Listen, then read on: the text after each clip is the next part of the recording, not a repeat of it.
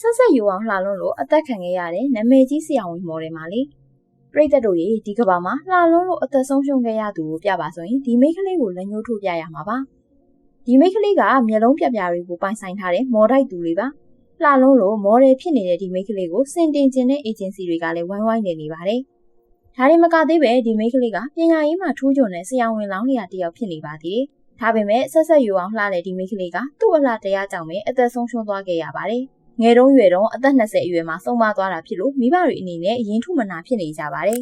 အခါရခက်ဆုံးကတော့ဒီမိန်းကလေးကိုအသက်ဆုံးရှုံးစေခဲ့တဲ့လက်သည်တရက်ခံကိုလုံးဝရှာမတွေ့ခဲ့ပါဘူးအော်စရာကအဆုံးရောက်ဘာသာရေးအဖွဲ့အစည်းမနာလိုဝင်တိုးအားကြီးလို့နဲ့တငယ်ချင်းအရင်ခောက်ပြီးတော့ရီးစားဟောင်းတို့ကလည်းဒီအမှုမှာပါဝင်နေကြတယ်ဆိုတာပါပဲ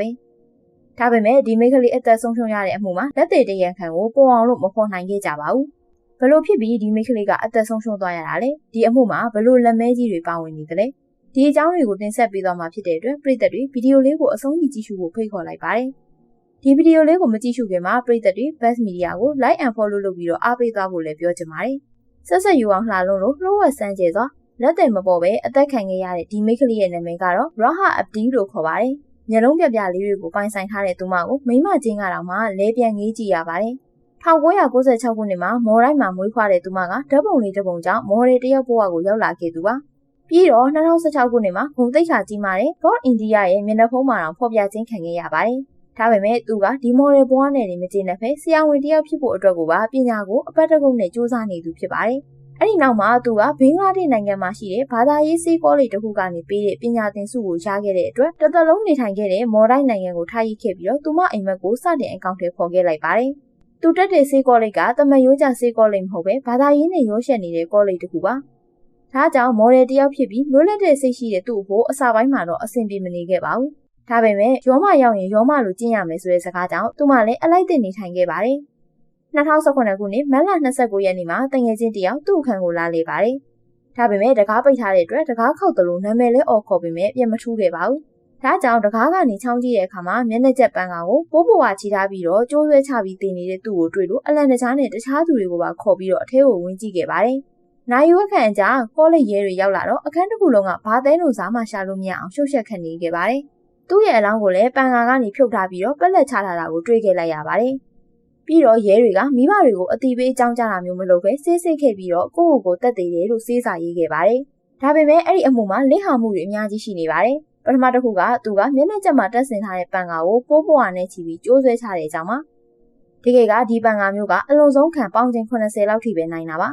ပေါင်ချိန်100ကျော်ရှိတဲ့သူ့အတွက်ကဒါကလုံးဝမဖြစ်နိုင်ပါဘူးနောက်တစ်ခုကမသေးဆုံးရင်နှစ်ပတ်လို့မှသူမကဘိုင်းမကြခဏအောင့်တက်တဲ့အတွက်သူမရဲ့တငယ်ချင်းအရင်ခောက်ကဆေးခက်ပြီးတက်ဖို့လုပ်နေတယ်လို့အဖေဖြစ်သူကိုပြောခဲ့သေးတယ်လို့ဆိုပါတယ်ဒါကြောင့်အဖေဖြစ်သူကဒါကနေအစာဆွဲထုတ်ပေမဲ့ဘာမှရေရရတော့မရှိခဲ့ပါဘူးတန်တရားဝင်စရာတစ်ခုကသူမကအစ္စလမ်အစွန်းရောက်အကြမ်းဖက်အဖွဲ့ဝင်တွေရဲ့မျက်စိစပင်မွေးစူးတာကိုခံခဲ့ရတာကြောင့်အသက်ခံရတာလို့ဆိုပါတယ်သူမကမော်ဒယ်ဖြစ်တဲ့တခြားဝတ်တဲ့အဝတ်စားတွေကဘာသာရေးနဲ့မစီလျော်တဲ့အပြင်စန့်ကျင်တာမျိုးတွေတောင်ရှိနေပါတယ်ဒီအတွက်ကြောင့်ပဲဘာသာရေးအစွန်းရောက်အဖွဲ့ကနေပြပြလှုပ်သွားတာလို့တန်တရားတွေလည်းရှိနေပါတယ်နောက်ဆုံးတစ်ယောက်ကတော့သူမရဲ့ရီးစားဖြစ်သူကိုပါ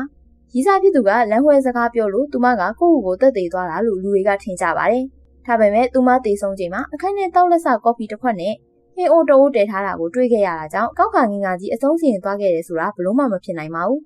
ပြီးတော့သူမကဆရာဝန်လောက်တစ်ယောက်ဖြစ်တဲ့အပြင်အောင်မြင်မှုတွေပိုင်ဆိုင်နေတဲ့မော်ဒယ်တစ်ယောက်လည်းဖြစ်နေပြန်ပါသေးတယ်ဒါကြောင့်ဘဝမှာအကောင်းဆုံးချိန်ခါကိုပိုင်ဆိုင်ထားတဲ့သူမတယောက်အကြောင်းပြချက်ရေးရမရှိပဲအဆုံးစီရင်သွားတယ်ဆိုတာလုံးဝယုံကြည်လို့မရပါဘူးအခုချိန်မှာမိဘတွေကသူတို့ရဲ့သမီးကျော်လေးလူလောကကနေအကြောင်းရင်းမရှိပဲထွက်သွားတဲ့အတွက်ကြေကွဲဝမ်းနဲ့မဆုံးဖြစ်နေပြီးတော့တရားမျှတမှုရဖို့စူးစမ်းနေပေမဲ့လက်တဲ့တရက်ခံကတော့ပျောက်ချင်းမလားပျောက်နေပါတော့တယ်